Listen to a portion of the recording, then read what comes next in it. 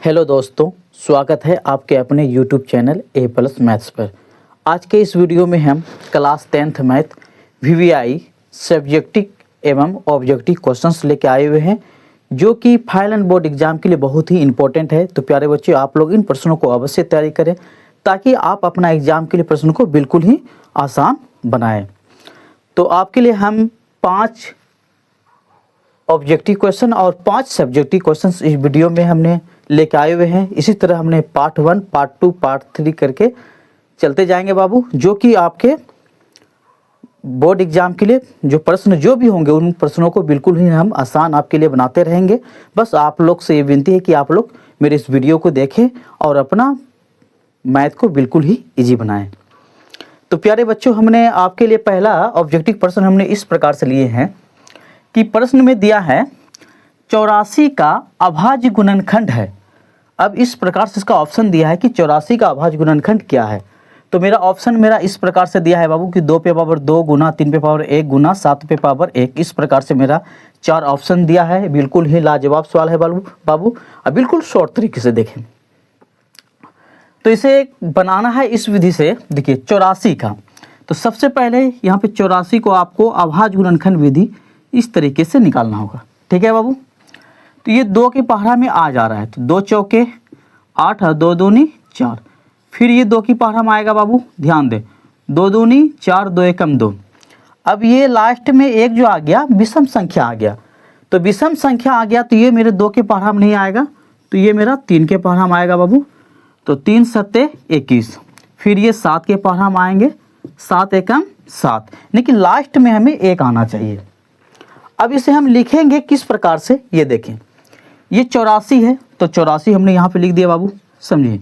ये objective question है, ठीक है, बराबर।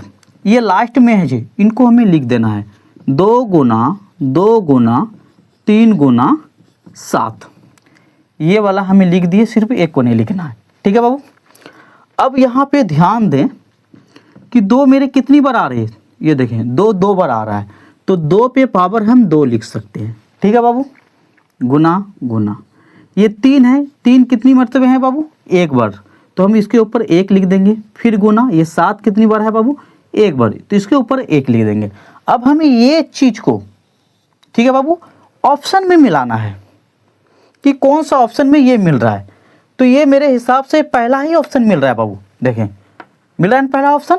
तो इस प्रकार से ये पहला आपका ऑप्शन नंबर ए बिल्कुल क्या होंगे, राइट होंगे। आपको पहला ऑप्शन पे टिक लगाना है। ठीक है बाबू। आई होप कि ये प्रश्न आपको बिल्कुल समझ में आ गए होंगे। तो हम नेक्स्ट प्रश्न की ओर बढ़ते हैं बाबू। आपका दूसरा प्रश्न हमने इस प्रकार से लिए है बाबू कि इस प्रश्न में दिया है 6 और 20 का HCF। अब हमें 6 और 20 का HCF निकालना है बाबू। ऑप्शन मेरा इस प्रकार से दिया है, 2 है, 3 है, 60 है और 120 है। यानी कि ए से लेके डी तक में ऑप्शन हमें 120 तक दिया हुआ है। बिल्कुल ही लाजवाब सवाल है बाबू। तो देखिए इसे बनाना है कैसे। तो हमें 6 का, जब आप इसे हल करेंगे, ये जो 6 है बाबू, 6 को आपको इस तरह से अभाज्य गुणनखंड विधि से निकालना है। तो 2 तिया 6, 2 की पहाड़ा में आ रहा है, और ये 3 की पहाड़ा में आएंगे बाबू, 3 एकम 3। आगे दिया है 20, ये जो भी 20 का भी आपको निकालना है। ठीक है बाबू। 2 से खा जाएगा कितनी बार में, 10 बार में। फिर ये 2 से खाएगा 5 बार में, और फिर ये 5 की पहाड़ा में खाएगा 1 बार में। ठीक है।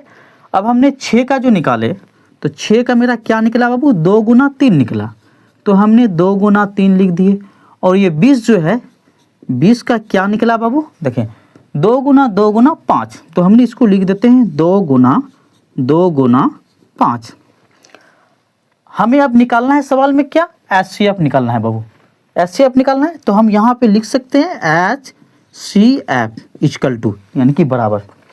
अब HCF में हमें इन दोनों चीज में आप गौर से ध्यान दें कि दोनों चीज में मिल क्या रहा है, ये ऊपर वाले लाइन में और ये नीचे वाला लाइन में। तो जाहिर सी बात है कि ऊपर नीचे में ये 2 मिल रहा है। ठीक है बाबू, क्या मिल रहा है, 2। तो ये मेरा 2 मेरा HCF निकल के रेडी हो गया। यानी कि इस सवाल को आपको इसी तरह से बिल्कुल बनाना है ना, बिल्कुल आसान सवाल। तो नेक्स्ट सवाल की ओर बढ़ते हैं बाबू। अगला सवाल आपका इस प्रकार से लिए हैं बाबू कि प्रश्न 3 में दिया है कि कौन संख्या अपरिमेय है। यानी कि आपका ऑप्शन है √9, ऑप्शन नंबर बी √25 है, ऑप्शन नंबर सी √20 है, ऑप्शन नंबर डी √49 है। यानी कि इस प्रकार से आपका 4 ऑप्शन मिला हुआ है बाबू। तो देखिए बिल्कुल ही लाजवाब सवाल है बाबू। प्रश्न में कह रहा है अपरिमेय, ध्यान देना क्या कह रहा है बाबू, अपरिमेय। तो आप लोग को याद होगा कि अपरिमेय संख्या होता है बाबू जिसकी रूट ना टूटे, यानी कि जो संख्या का रूट ना टूटे वो अपरिमेय संख्या होता है। तो हमने प्रत्येक का हल कर करके देखते हैं बाबू। ये है √9, ठीक है बाबू, ये कितना है √9। √9 का जो वर्गमूल होता है बाबू, यानी कि 9 को हम लिख सकते हैं रूट के अंदर में 3 × 3, यानी कि 2 को 3 में 1 3 बाहर हो जाता है। तो ये √9 तो टूट गया बाबू, ठीक है ना। इसी तरह √25 को भी लिख सकते हैं हमने, √25 को भी लिख सकते हैं √5 × 5 = 25। तो इसका भी 1 5, 2 को 5 में 1 5 क्या होगा, बाहर आ जाएगा, ये भी टूट गया बाबू। तीसरा है √20, देखें √, क्या है 20। अब इसे हम हल करके देखते हैं बाबू। 20 को 2 से खा जाएगा 10 बार में, या 2 से खाएगा 5 बार में, फिर ये 5 से खाएंगे 1 बार में, यानी कि 2 जो हो रहा है डबल बार हो रहा है। तो डबल बार होने के मतलब 2 को 2 में 1 2 बाहर होगा बाबू, और ये 5 सिंगल हो आ रहा है, दिख रहा है ना बाबू, ये 5 सिंगल आ रहा है, जो कि ये 5 जब सिंगल आता है बाबू ये रूट के अंदर फंस जाता है, ठीक है ना। तो हमने इसको हल कर दिया, तो इसको हल करने से ये देखो ये रूट के अंदर 5 आ गया बाबू, आ गया ना, जो कि ये 2 परिमेय संख्या है, लेकिन ये √5 क्या है, अपरिमेय संख्या, ये अब नहीं टूटेगा, ठीक है बाबू। तो इसके कारण से ऑप्शन नंबर सी मेरा करेक्ट होगा बाबू। और डी नंबर भी हम हल करके देख लेते हैं कि √, कितना है बाबू, 49। इसको भी हम लिख सकते हैं, देखिए 7 × 7, यानी कि 2 को 7 में 1 7 बाहर हो रहा है, ये भी टूट रहा है। तो ये परिमेय हो गए, ये भी परिमेय, ये भी परिमेय, ये 2 मेरा परिमेय, लेकिन ये जो हो गया मेरा, ये क्या है बाबू, अपरिमेय। आप ध्यान दें, ये क्या हो गया, अपरिमेय, क्योंकि रूट के अंदर बेचारा 5 फंस गया। आई होप कि आपको ये सवाल समझ में आ गए होंगे। तो हम नेक्स्ट प्रश्न की ओर बढ़ते हैं बाबू। अगला प्रश्न आपका इस प्रकार से है बाबू कि प्रश्न 4 में दिया है y = px का ग्राफ दिया गया है, बहुपद px के शून्यक है, हमें px का शून्यक बताना है बाबू। तो जाहिर सी बात है बाबू, आपको इस सवाल निकालने के लिए बिल्कुल कुछ ही क्षण लगेंगे। वो देखें कैसे, हमें इसमें क्या दे रहा है, देखिए यहाँ पे ध्यान दें कि क्या दे रखा है बाबू, x, ब्रैकेट अंदर में क्या है बाबू, x है, ठीक है ना। तो वही x वाला रेखा देखना है हमें, तो वो x वाला रेखा बाबू ये वाला है बाबू, ठीक है ना। बस इसी रेखा को हमें गौर से देखना है, ठीक है बाबू। अब इस रेखा में हमें ये देखना कि ये वाला जो लकीर गया है बाबू कितनी बार इस रेखा को काट रहा है। तो एक बार यहाँ पे काट रहा है बाबू, दूसरा यहाँ काट रहा है, और तीसरा यहाँ काट रहा है, यानी कि इसको काउंटिंग कर लो, यानी गिन लो, 1 2 3। तो इसका आंसर जो निकलेगा बाबू 3 निकलेगा, यानी कि बहुपद PS के शून्यक क्या आ जाएंगे, 3। तो आपका ऑप्शन देखना है 3 कौन से मारा, ऑप्शन नंबर सी बिल्कुल क्या है बाबू, राइट है। इस तरह के सवाल को बिल्कुल बस आपको इसी तरह से बनाना है, ठीक है बाबू। तो अब हम नेक्स्ट प्रश्न की ओर बढ़ते हैं। आपका अगला सवाल इस प्रकार से है बाबू कि प्रश्न में दिया हुआ है कि द्विघात बहुपद 3x² - x - 4 के शून्यकों का गुणनफल, हमें शून्यकों का गुणनफल निकालना है बाबू, ठीक है बाबू। बहुत ही लाजवाब सवाल है बाबू, और मेरा ऑप्शन इस प्रकार से दिया गया है, ठीक है ना। ध्यान रहे हमें क्या निकालना है, शून्यकों का गुणनफल। सबसे पहले ये जो समीकरण है बाबू, इस समीकरण को हम उतार लेते हैं। देखें क्या दिया हुआ है, द्विघात बहुपद 3x² माइनस में x है बाबू, और माइनस में क्या है 4। इससे हमें यहाँ पे ये प्राप्त हो रहा है कि a बराबर क्या मालूम पड़ रहा है बाबू, x² का जो गुणांक है ये 3, ये a बराबर 3 हो गया, कॉमा b बराबर क्या मालूम हो रहा है, x के आगे 1 छिपा रहता है बाबू, ठीक है बाबू, 1 छिपा रहता है, तो ये x के आगे जो 1 हो गया, ये b का मान 1 हो गया। ध्यान दें, एवं c बराबर ये दिया हुआ माइनस में 4, तो इसे हमें लिख देना है माइनस में 4। अब प्रश्न में दिया है हमें निकालना है शून्यकों का गुणनफल, इसे उतार देना है, शून्यकों का गुणनफल बराबर तो शून्यकों का गुणनफल होता है बाबू, ये सूत्र होता है, क्या होता है, C/A। इनका यानी कि अल्फा इंटू बीटा, शून्यकों के गुणनफल को पहले बोला जाता है बाबू अल्फा इंटू बीटा। तो हम यहाँ पे लिख देते हैं ब्रैकेट में अल्फा इंटू बीटा, ठीक है बाबू।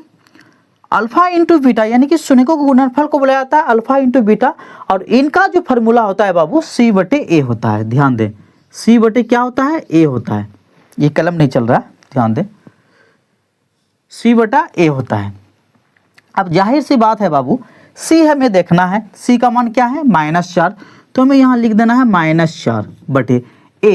A का मान क्या है, देखिए 3, तो यहाँ पे 3 लिखना है, यानी कि यही मेरा आंसर निकल के बिल्कुल राइट हो गए। तो ये वाला ऑप्शन हमें मिलाना है, तो ऑप्शन नंबर A बिल्कुल राइट मिल रहा है बाबू। आप लोग ध्यान दें, देखें, इस तरह के सवाल आए तो आप लोग डरे नहीं, बिल्कुल इसी तरह से सेम प्रोसेस इसी तरह से आपको बनाना है, ठीक है बाबू।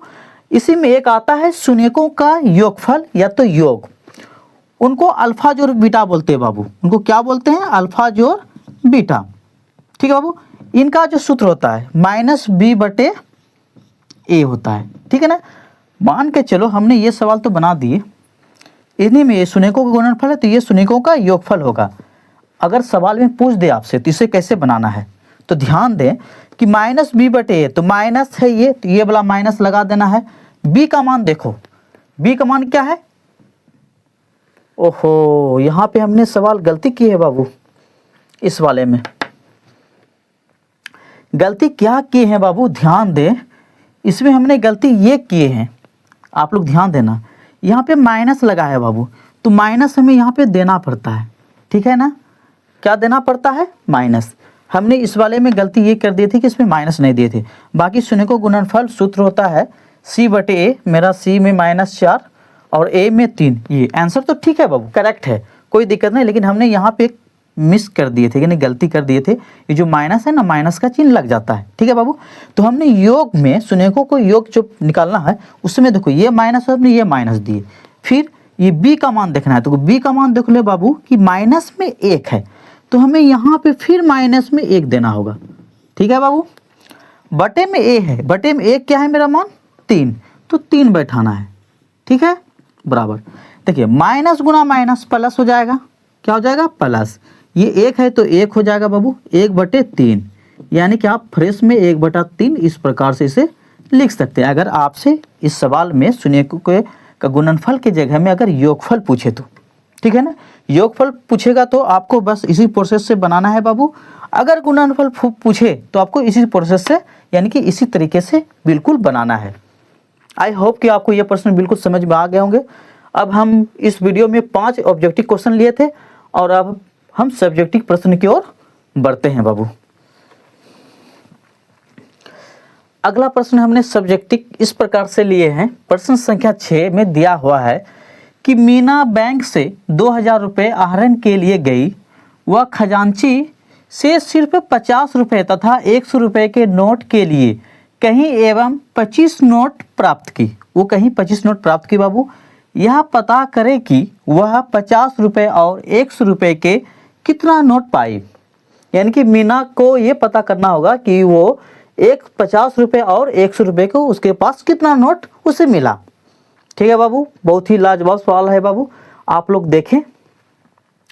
सबसे पहले इन प्रश्नों में हमें ये पता करना है कि 50 रुपये और 100 रुपये को नोट, यानी कि प्रश्न में कह रहा है 100 रुपये के नोट के लिए कहीं 25 नोट प्राप्त की। यह पता करें कि वो 50 और 100 के कितना नोट पाई। यानी कि 50 रुपये और 100 रुपये नोटों की संख्या ये पता नहीं, तो ये अपने तरफ से हमें मानना होगा, तभी निकलेगा बाबू इस सवाल में। तो मान लेते हैं, माना 50 रुपये की नोटों की संख्या, 50 रुपये के नोटों की संख्या x, हमने x मान लिया 50 रुपये की नोटों की संख्या, और 100 रुपये की नोटों की संख्या को हमने क्या मान लेंगे बाबू, y। तभी मेरा x y को हल करेंगे समीकरण के जरिए से, तभी हमें ये पता चलेगा कि 50 रुपये के कितने नोट हैं और 100 रुपये के कितने नोट हैं। ठीक है बाबू, और 100 रुपये के नोटों की संख्या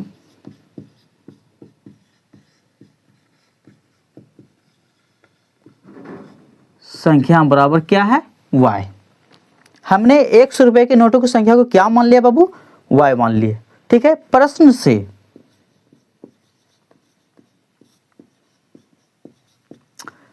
से हम चल रहे हैं बाबू। प्रश्न में कह रहा है, ठीक है, क्या कह रहा है कि यानी x और y के 25 नोट प्राप्त किया, यानी कि x प्लस y बराबर कितना नोट प्राप्त किया बाबू? 25। इनको हमें समीकरण 1 मानना है।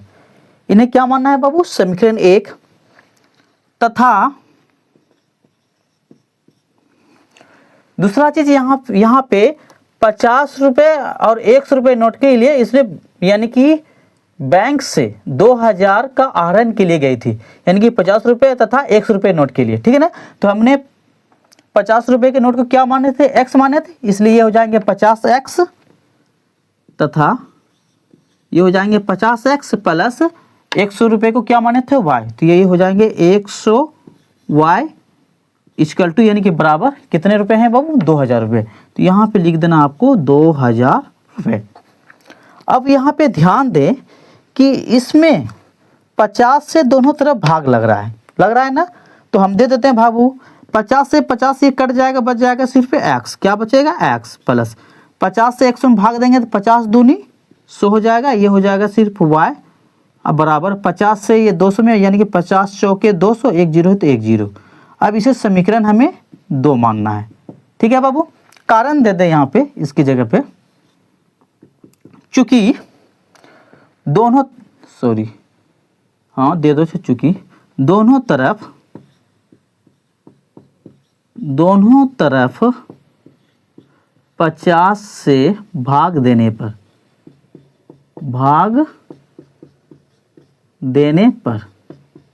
ठीक है बाबू, ये हमने कारण लिख दी। अब समीकरण 1 में समीकरण 2 को घटा देते हैं। यहाँ लिख देते हैं बाबू समीकरण 1 घटा समीकरण 2 से। अब समीकरण 1 में समीकरण 2 क्यों घटा रहे हैं बाबू? तो वजह है कि यहाँ पे भी x मिल रहा है हमें और यहाँ पे भी x मिल रहा है, तो x में ये वाला x घटा देंगे तो 0, तभी मेरा y का वैल्यू निकलेगा बाबू। तो हम लिख देते हैं x प्लस ये y बराबर कितना दिया है बाबू?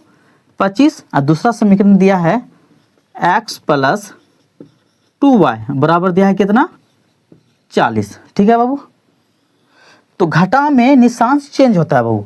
अगर ये 40 के आगे कुछ नहीं तो प्लस, तो यहाँ पे लग जाएगा बाबू माइनस।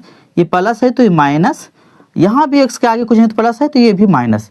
ये मेरा x में ये इसका चिन्ह अब ये हो गया, ये माइनस। ध्यान दें, नीचे वाला चिन्ह ये हो गया, इनका चिन्ह 2y का ये हो गया, और 40 का ये चिन्ह हो गया माइनस में 40। तो x में x घट जाएगा या कटा दे बाबू। यहाँ पे देखें 2y मेरा माइनस में है और प्लस y में है, तो बड़ी संख्या जो रहता है उसका निशान उतर जाएगा। तो बड़ी संख्या 2y है, 2y में ये y घटा दिए तो क्या बच गया बाबू? सिर्फ y बराबर 40 का चिन्ह है माइनस, बड़ी संख्या है तो चिन्ह लगाना होगा। 40 में 25 घटाएंगे तो क्या बचेगा मेरे पास? 15। ठीक है बाबू, तो माइनस से माइनस कट, यानी कि y बराबर मेरा ये आ गया 15। y का मान क्या निकला बाबू? 15 निकला। ठीक है ना, ध्यान दें। अब समीकरण 1 में y का मान रख लेते हैं बाबू, वहाँ जगह नहीं था इसलिए। समीकरण 1 में y का मान रखने पर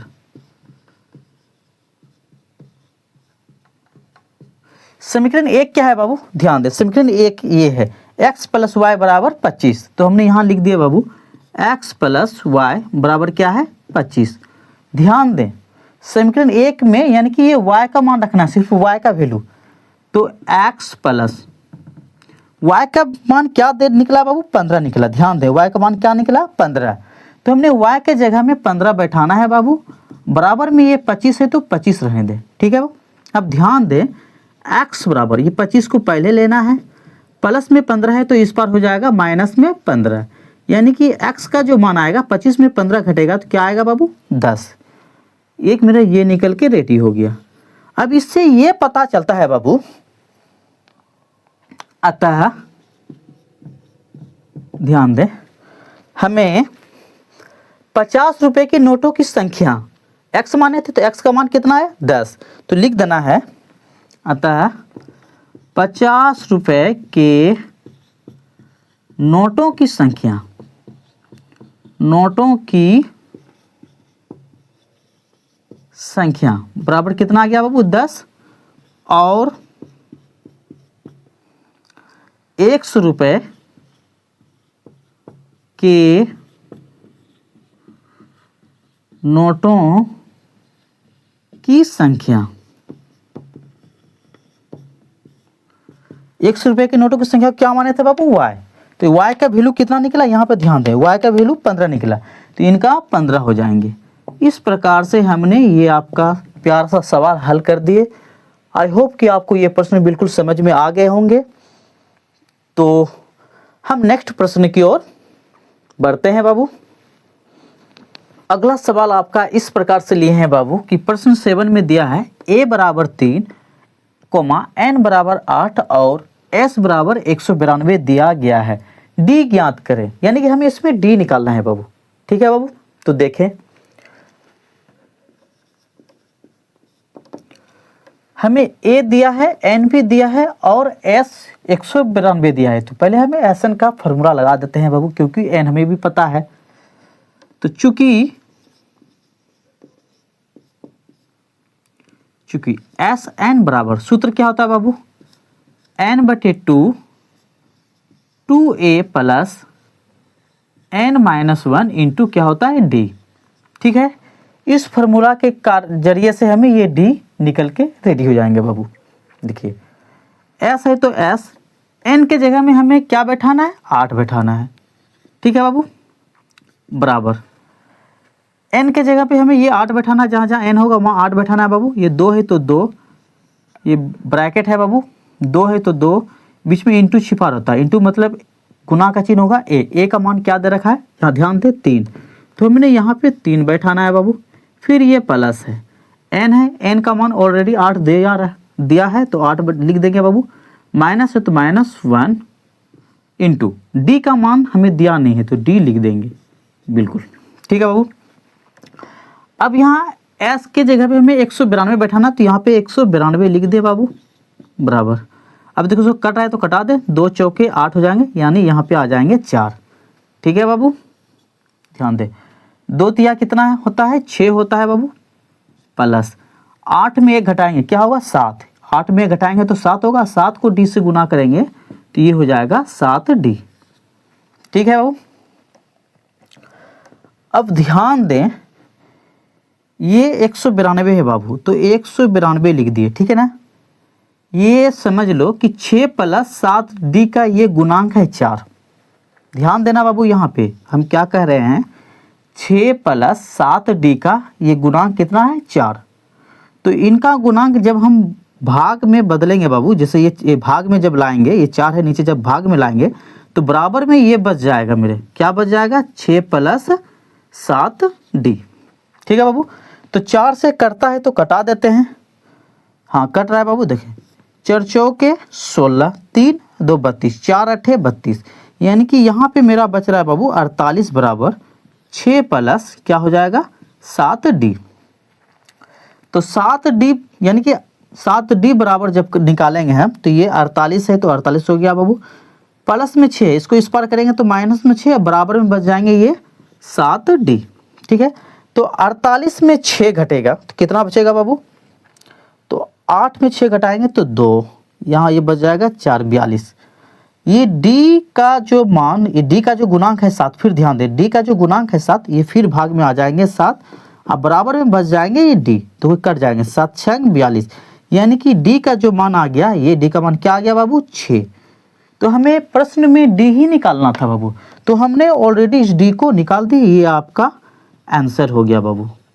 आई होप कि आपको ये प्रश्न बिल्कुल समझ में आ गए होंगे। तो हम नेक्स्ट प्रश्न की ओर बढ़ते हैं। अगला प्रश्न हम आपका इस प्रकार से लिए हैं बाबू कि प्रश्न संख्या 8 में दिया है, उस एपी का 12वां पद ज्ञात कीजिए जिसका प्रथम पद 9 और सार्वंतर 10 दिया हुआ है। हमें सवाल में प्रथम पद भी दिया है और सार्वंतर भी दिया है और 12वां पद भी दिया है बाबू, ठीक है ना, यानी 12वां पद। तो ध्यान दें बाबू, बिल्कुल हल्का सा सवाल है बाबू। हमें प्रथम पद को बोलते हैं ए, प्रथम पद को क्या बोलते हैं बाबू, ए।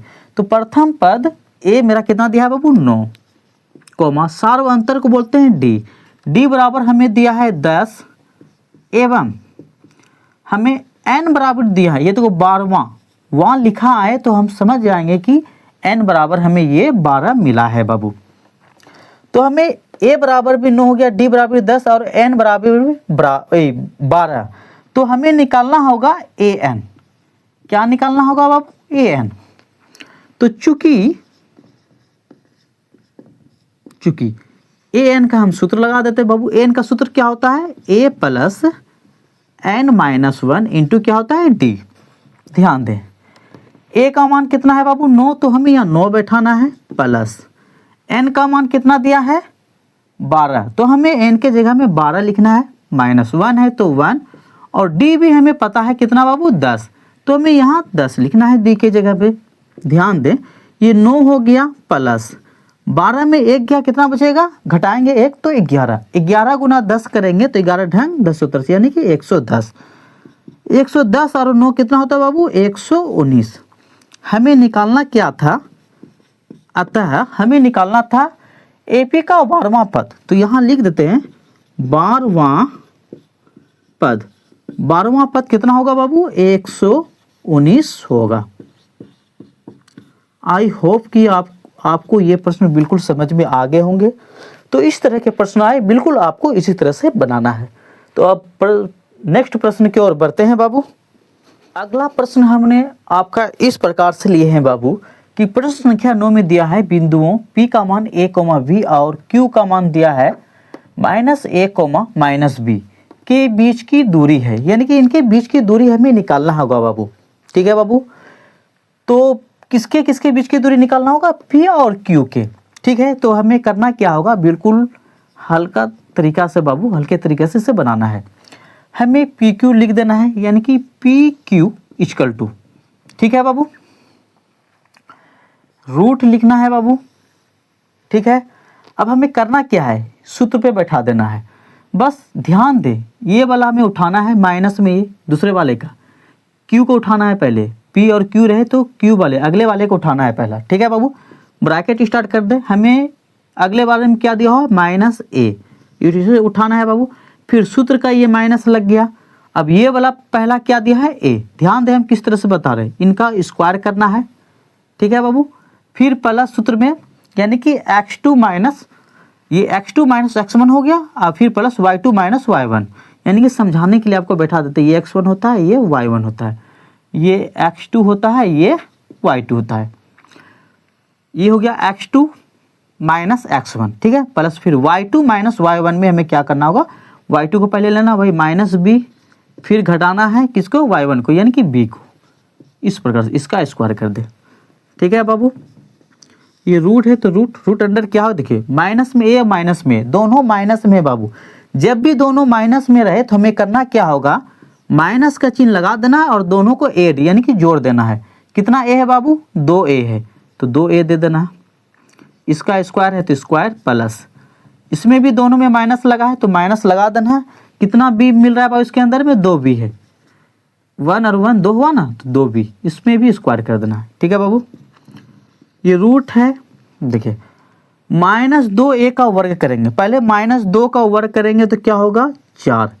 कैसे बाबू, तो ध्यान दें कि माइनस में 2a और गुना माइनस में 2a, माइनस गुना माइनस प्लस होता है, 2 दूना 4, a गुना a करेंगे तो a स्क्वायर हो जाएगा। ठीक है ना, इसी तरह से हमने प्लस में 4 दे दिए। ठीक है ना, a का वर्ग करेंगे तो a स्क्वायर होगा, प्लस इसी प्रकार से -2 का वर्ग करेंगे तो 4, अब b का वर्ग करेंगे तो b स्क्वायर होगा। ठीक है बाबू, अब ध्यान दें यहाँ भी 4 यहाँ भी 4, दोनों तरफ हमें 4 मिल रहा है, तो 4 हमें कॉमन लेना है बाबू। तो कॉमन जब ले लेंगे तो 4 हमने कॉमन लिए तो यहाँ क्या बच गया, a स्क्वायर, इसे लिख देना है प्लस, ये 4 हमने कॉमन लिए तो यहाँ बचा क्या, b स्क्वायर, इसे लिख देना है। ठीक है बाबू, अब ध्यान दें 4 का वर्गमूल टूट जाता है बाबू, क्योंकि अगर रूट अंडर 4 रहेगा तो 4 का वर्गमूल क्या होता है, 2 गुना 2, 2 को 2 में 1 2 बाहर होता है, यानी कि 4 का वर्गमूल जो आ गया मेरा ये 2। तो यहाँ पे जाहिर सी बात है 2 मेरा बाहर हो जाएगा बाबू, और ये रूट के अंदर जो बचेगा क्या बचेगा, ये ए स्क्वायर और प्लस में बी स्क्वायर। ये मेरा आंसर निकल के रेडी है। आई होप कि आपको ये प्रश्न बिल्कुल समझ में आ गए होंगे। तो अब हम इस वीडियो का लास्ट सवाल यानी कि 10 नंबर प्रश्न की ओर बढ़ते हैं बाबू। आपका अगला सवाल हमने यानी कि इस वीडियो का लास्ट सवाल हमने प्रश्न संख्या 10, ठीक है बाबू, प्रश्न संख्या 10 इस प्रकार से लिए है बाबू। यदि 15 कोट ए बराबर 8 हो तो कोस ए और सेक ए का मान ज्ञात करना है हमें। इसमें किसका मान निकालना है बाबू, तो कोस ए और सेक ए का मान। तो देखें सबसे पहले हमें सवाल में दिया है क्या बाबू, इसे में उतार देना है। दिया है 15 कोट ए बराबर 8, तो हमने यहाँ से उतार देते हैं बाबू 15 कोट ए बराबर 8।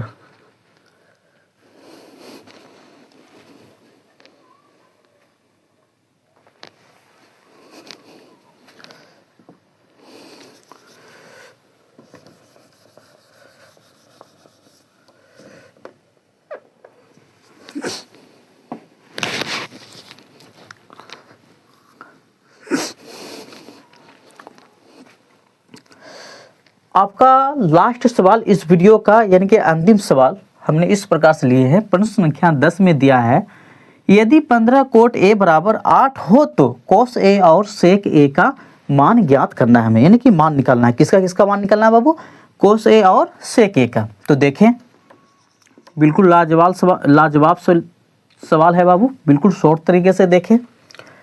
हमें प्रश्न में क्या दिया है, 15 कोट ए बराबर 8। इसे सबसे पहले हमें लिख देना है 15 कोट ए बराबर 8, क्योंकि यही से हमें सवाल बनना स्टार्ट होगा बाबू, ठीक है। तो यहाँ पे ध्यान दें, अगर हम कोट ए बराबर करेंगे बाबू, कोट ए बराबर करेंगे तो ये 8 और कोट ए का जो गुणांक है 15 ये नीचे आ जाएंगे भाग में, ठीक है बाबू। अब हमें यहाँ पे सूत्र का दरकार है। अब सूत्र कौन सा लगेगा बाबू, तो ये चैप्टर 8 का सवाल है बाबू, 8.1 का है। तो इसमें पाइथागोरस प्रमेय का सूत्र और उनके अनुपात का सूत्र लगता है, ठीक है। तो आपको एक ट्रिक याद रखना होगा। ट्रिक क्या होता है, ध्यान दें, ला आ ला, यानी कि लाला आम लाया, का आ कच्चे कच्चे आम, ठीक है बाबू। तो यहाँ पे आपको बैठा देना है साइन, यहाँ पे बैठाना है बाबू कॉस, यहाँ पे बैठाना है टेन। टेन का उल्टा होता है बाबू कॉट, और कोस का उल्टा होता है बाबू सेक, और साइन का उल्टा होता है कोसेक, कोसेक, ठीक है बाबू। यहाँ बटा लगा देना है। अब ये सूत्र देखें, ध्यान दें, साइन थीटा का सूत्र हो गया लंब बटे कर्ण, कॉस थीटा का हो गया आधार बटे कर्ण, और टेन थीटा का हो गया लंब बटे आधार। इसी तरह कॉट का आधार बटे लंब, सेक का सूत्र हो जाएगा कर्ण बटे आधार, और कोसेक का हो जाएगा कर्ण बटे लंब। तो हमें इस सवाल में किसका सूत्र लगाना था, कोट ए। तो कोट ए का सूत्र क्या होता है बाबू, कोट का आधार बटे लंब। तो हमें यहाँ पे लिख देंगे बाबू आधार बटे क्या लिख देना है, लंब। इससे हमें ये पता चलता है कि लंब मेरा 15 दिया हुआ है और आधार मेरा कितना दिया हुआ है, 8 दिया हुआ है, ठीक है बाबू। ध्यान दें, लंब मेरा 15 और आधार कितना दिया हुआ है, 8। ये हमें पता चल रहा है बाबू, ठीक है। तो पाइथागोरस प्रमेय से चलते हैं, पाइथागोरस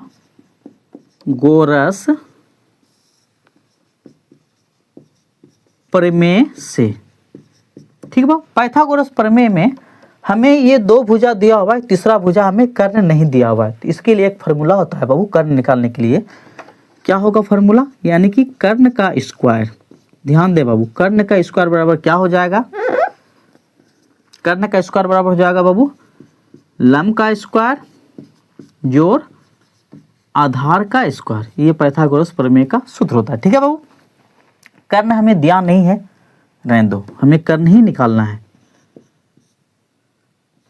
कर्ण का स्क्वायर बराबर हमें लंब दिया है बाबू, लंब कितना दिया है 15, यानी कि यहाँ पे 15 का स्क्वायर करना है प्लस आधार, आधार दिया है बाबू 8, तो हमें 8 का भी स्क्वायर करना है, ठीक है। कर्ण का स्क्वायर बराबर 15 का स्क्वायर यानी कि 15 गुना 15 करेंगे तो 225 होगा, प्लस 8 का स्क्वायर 8 गुना 8 करेंगे तो 88 64 होगा। ठीक है बाबू, कर्ण बराबर, अब देखिए यहाँ पे स्क्वायर हटाएंगे तो इसके अंदर क्या चढ़ेगा, रूट चढ़ेगा बाबू। इसमें इन दोनों को जोड़ लेते हैं, 5 4 9 हो गए और 6 2 8 और ये 2 हो गए, 289। ठीक है बाबू, स्क्वायर हटा तो इस पर क्या हो गया, ये रूट चढ़ गया बाबू। ध्यान दे, स्क्वायर हटा तो रूट चढ़ा। अब इससे हमें ये पता चलता है कि कर्ण बराबर 289 का वर्गमूल कितना होता है बाबू, 17 होता है। ध्यान दे, 289 का वर्गमूल क्या होता है, 17 होता है। ये टूट के निकल गया इस पर। अगर आप लोग को वर्गमूल नहीं आता हो तो हम वर्गमूल निकाल के बता देते हैं बाबू। ध्यान दें, 289, ठीक है ना, ये भाग तरीके से ये खाएंगे बाबू, एक बार में एक गुना करेंगे तो एक ही होंगे, 2 में 1 गया 1, यहाँ सूत्र रहेगा 8 9। ठीक है बाबू, 1 1 2। या हम कौन सी संख्या से लें जो इतनी पुर जाए, तो हम यहाँ 7 लेते हैं तो 7 से भी गुना करना होगा। देखिए 7 7 49, हासिला 4, 7 गुना 14, 14 4 18, 7 लिए तो 7 दे दिए, ये कट गया बाबू। तो हमारे पास क्या ये बचा, 17। तो यही वर्गमूल 17 आया 289 का।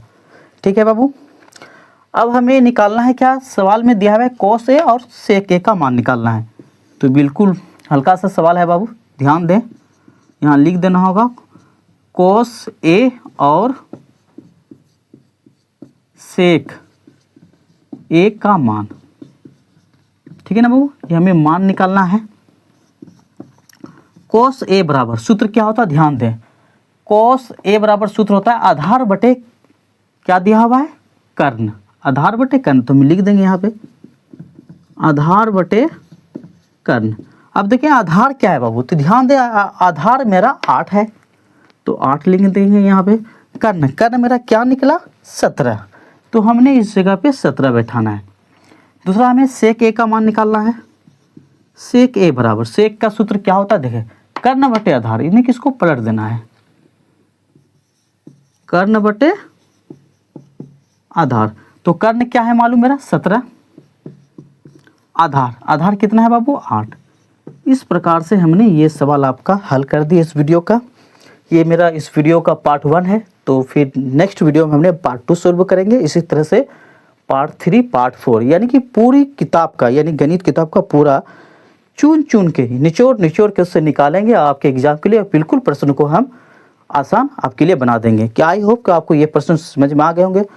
जो भी इस चैनल से नए हैं तो वो मेरे इस चैनल से जुड़े और मेरे इस चैनल को सब्सक्राइब करें, और अपने दोस्तों को भी ये वीडियो अगर आपको समझ में आया हो तो आप अपने दोस्तों को भी ये वीडियो शेयर करें, ताकि वो भी इन सवालों को देखकर सीखें और बिल्कुल अपना एग्ज़ाम के लिए प्रश्न को बिल्कुल ही आसान बनाएं। तो इसके साथ ही हमें इजाज़त दें, धन्यवाद।